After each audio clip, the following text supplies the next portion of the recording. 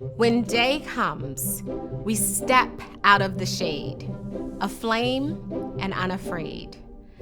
The new dawn blooms as we free it, for there is always light, if only we're brave enough to see it, if only we're brave enough to be it. Amanda Gorman. What is brave space? A brave space is a safe and trusted atmosphere embedded in courage where individuals are challenged and supported. Fostering a brave space is important because it leads to better learning, creativity, increased morale, and engagement. Brave space is especially important when having the conversations necessary to improve diversity, equity, and inclusion efforts in your organization. Here are some ways that you can create a brave space. The first way to create a brave space is to speak your truth using I statements. Using I statements frees others to openly express their opinions and ideas. When you use an I statement, you free other people to use them too. This gives us the understanding that we all think differently. Sharing your authentic voice, your stories, your experiences serves to role model brave space and encourages others to share authentically as well. Instead of, we all know that, you can say, I think we should try this way. What do you think? Another way to create a brave space is to listen actively. What does this type of listening involve? Sometimes we are not listening. We are thinking about what we want to say when someone else is talking. We also may not think about that person's world when we listen. What is their experience? What are they going through? Can you listen with the other person in mind?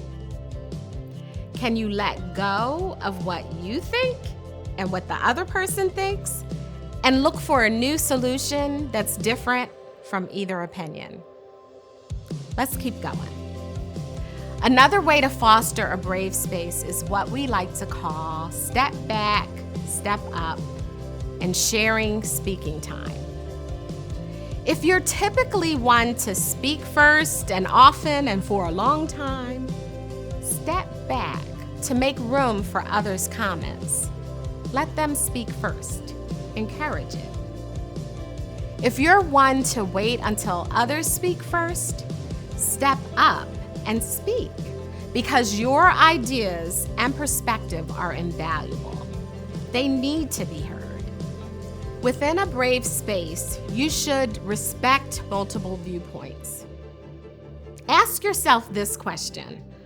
I wonder what different perspective this person I'm talking to will bring to this issue because they're a different generation, ethnicity, gender, sexual orientation, differing ability, role in the organization, etc. Own your intention and your impact. Sometimes what our intentions might be may not match how they impact another person. One way we check our impact is to ask, how did what I say impact you? This helps us to respect others' experiences and feelings by taking responsibility for the effects of our words. Once we ask about the impact, we can share our intent. Along those lines, if you have a strong reaction to what someone says, you also can assume that they have good intentions. Confidentiality is the last and one of the most important ways to create brave space. Make sure you don't share what someone else said, or they won't share it again. If you think their message is important to share, share the message and not the messenger. Following these steps may lead to significant changes.